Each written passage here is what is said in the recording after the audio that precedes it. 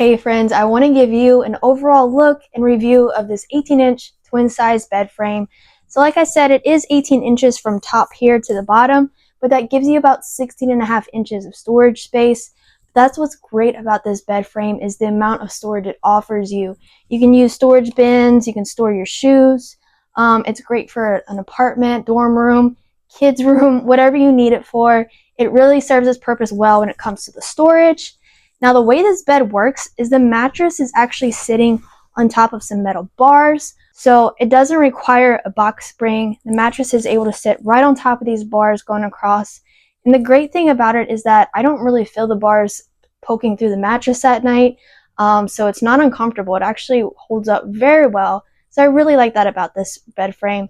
Now, some assembly is required, but they give you the tools and the screws that you need. Just follow the directions. You will have yourself a bed put together in no time. I really didn't find that too hard, so no problems there. Now, this frame is about 2 years old. It is solid, holding together so well. Nothing's broken on it. It's not making any crazy squeaking noises. It's solid, comfortable.